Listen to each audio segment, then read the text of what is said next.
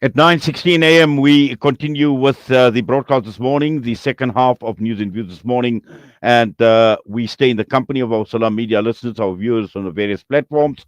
Also welcoming One Nation 88.9 FM out of Polokwane for the rest of the show. Now, next up, we are talking with the former Johannesburg Mayor, Dr. Mpho Phalatse, and thereafter we will be talking with the organization Undoing Tax Abuse, requesting a complete record of the car powership ruling.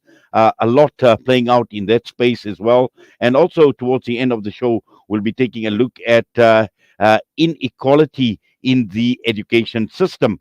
But right now, we are going across to be joined by the former Johannesburg Mayor, Dr. Mpho Phalatse. Dr. Phalatse, good morning to you. An absolute pleasure welcoming you to the show this morning, and thank you for your time. Good morning, and thanks for having me.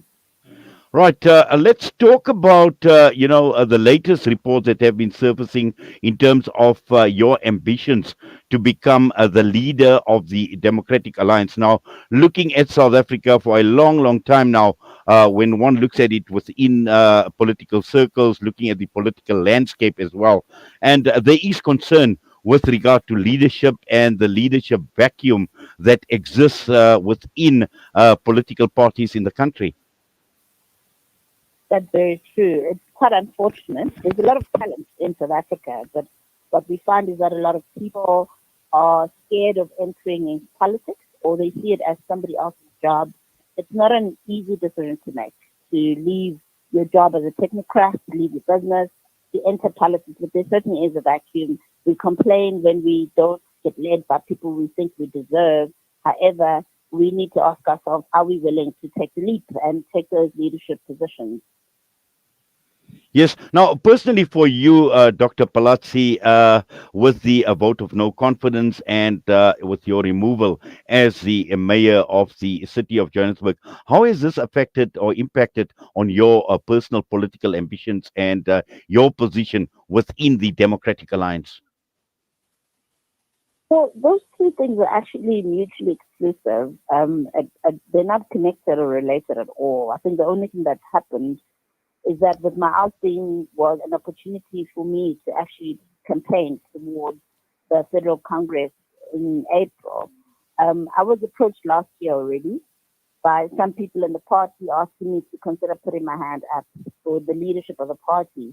It's something I've been thinking about for a while. It's not an overnight decision that I thought about after my outing. I think what my outing did is it provided an opportunity for me to actually get through with the start of the campaign and getting ready for the Congress. Yes, as the famous saying goes, one door closes and many other doors open up. And I suppose this is where you've seen the opportunity.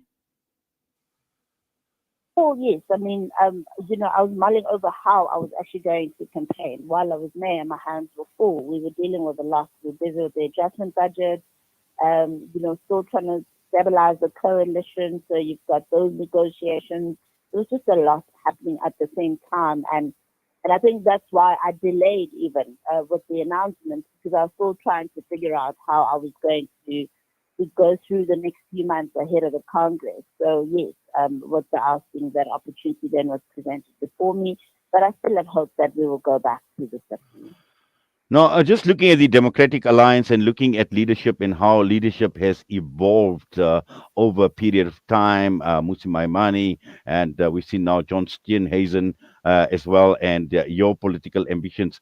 Just looking at leadership in general within the Democratic Alliance and going into the future, taking the party, leading the party into the future, especially we're looking at 2024 election year and how this is likely to impact on the DA in contesting those elections. So, in all likelihood, in 2024, we're going to see the ANC go below 50% for the very first time since 1994. And this says to opposition parties, there's a real opportunity here to take over the leadership of the country post 2024. We've had liberation politics where people have voted based on sentiment, on loyalty, because of what happened post apartheid. But a lot of people have increasingly been disappointed by the ANC with a lack of service delivery, an entrenched culture of corruption, maladministration, and so on. And many South Africans are looking for an alternative. They're ready now to say, ANC, you've served us. It's time now to look for a different leader. And for the first time, the electorate is not going to give the ANC an outright mandate. Now, what it means is that political parties in opposition need to position themselves to have the numbers and be strong enough, be able to collaborate with other political parties, because in all likelihood, we're going to have a coalition government at national and provincial level. It says we need to perfect our coalition relations. We need to attract as many numbers as we can. If you look at the Democratic Alliance, we're the biggest opposition party at a national level. However, we're not growing as fast as we should. The DA needs to focus on how it's going to attract much of the ANC votes between now and 2024 elections. That's the first thing. The second thing the DA needs to consider is relationship with other parties within a coalition. And we need to introspect very honestly, and where we need to self-correct, we need to do so because we need to prepare ourselves to be part of the government in 2024. Yes. Now, interesting. You speak about coalition and considering what has actually happened in your own experience in the city of Johannesburg and looking at coalitions at a national level. Now, many would say, and many skeptics would say, that what is playing out at a local government level or a city level, we shudder that what could happen at a national level. What are some of the experiences, or what are some of the lessons that we could take from a local government, and should we have a coalition government at a national level, how would that actually work out? Well, we've had instability in our municipalities, not only in the city of Johannesburg. We've seen motions of no confidence. And we saw Mayor Tanya Campbell in Ekurhuleni, we saw her ousted, we saw her re-elected. And if you look at other parts of the country as well, you see similar patterns. The mayors come in and go out. And this does impact negatively on service delivery. Now, this is happening at a municipal level. You don't want a repeat of the same pattern at the national level. We've got an opportunity here to look at how we strengthen our legislative framework to ensure that there is stability in our national government and provincial governments post 2024, in spite of the possibility of coalition. One of the things that we have an issue with is that there's frequent, regular, ongoing motions of no confidence unabated. That can't be. There's no legislative framework in place to protect our governments and our residents from such instability. If you look at other countries, like Denmark, for instance, you're not allowed to table a motion of no confidence against the city mayor.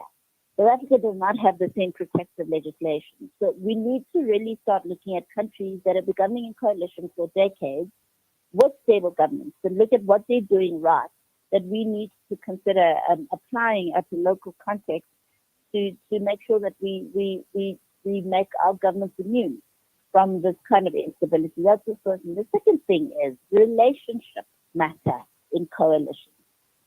How we relate to other political parties is very important if we're going to have stable coalitions in the 2024 era. We need to get that right now. And our municipalities are giving us an example and an opportunity to practice and get it right before 2024. Dr. Mpho, what is a possibility of putting such legislation in place that would protect a coalition government? It's very possible. I mean, the legislators are there. They see what's happening. I'm certainly talking about it a lot and hoping someone is listening. I certainly think that that's a conversation we need to keep alive. Somebody needs to do something. At the national level, of course, that's where these legislation would be developed and promulgated ultimately. I definitely think that in the time that we have left, we need to start very seriously considering what laws do we need to put in place to ensure we don't have chaos post 2024.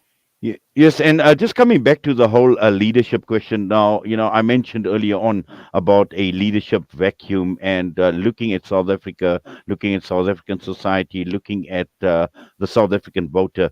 We are clearly at a crossroads at this point in time because there is absolutely no confidence in the political regime at this point in time. There are many that are in the political wilderness at this point in time. Who to support, who to vote for, and with this level of uncertainty in finding a political home, it is clear that that confidence. That confidence needs to be built again so that voters and society at large, put their faith and their trust in those that they vote for and those that represent them. So I'd like to challenge professionals out there working in the private sector, in the public sector even. I'd like to challenge them that instead of complaining, make yourself available. There are political parties that are recruiting members, that are recruiting activists, that are looking for public representatives. It's time that we stop complaining and that we take responsibility. It's going to take all South Africans to build South Africa. When I made the decision in 2010 to close down my business, to go back to school, equip myself to be able to help bring about the change I want to see in South Africa, it was not an easy decision. But it's a decision I've stood by over the years, and I will continue to stand by it until I see change in my country. So that's really the challenge I'd like to put out there. There's lots of talent in South Africa, but if you look at our politicians, we are led by the weakest of our people. And that is a problem. It's not a problem because they're making themselves available. It's a problem because those who are able are not making themselves available.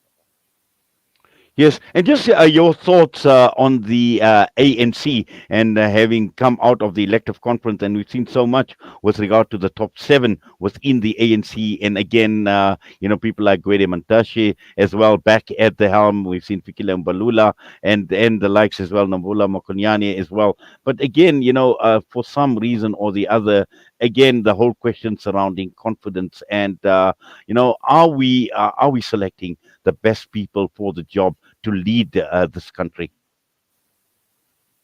South Africans have had enough of the African National Congress in all its forms since 1994. We fight them out in different forms, and we only got the same outcome. We can't expect anything better will come even out of this leadership. It would be a fallacy, and I would really urge South Africans not to fool themselves. We need to focus on our future. We've got an opportunity in 2024 to bring in an alternative government. And I'd really like to believe that South Africans will back our opposition parties, the DA and others, to ensure that we take power away from the ANC once and for all. Well, Dr. Mpho Phalatse, I must say thank you very much. And once again, an absolute pleasure. We appreciate you taking time out of your busy schedule and talking to us here on Salam Media this morning. All the best to you. Thank you very much. Dr. Mpho Phalatse, former Johannesburg mayor, with us this morning. The time is just gone 8:30, 9:30. We're going to go for a break. We come back and we will be talking with the organization undoing tax abuse, the whole saga surrounding car powership.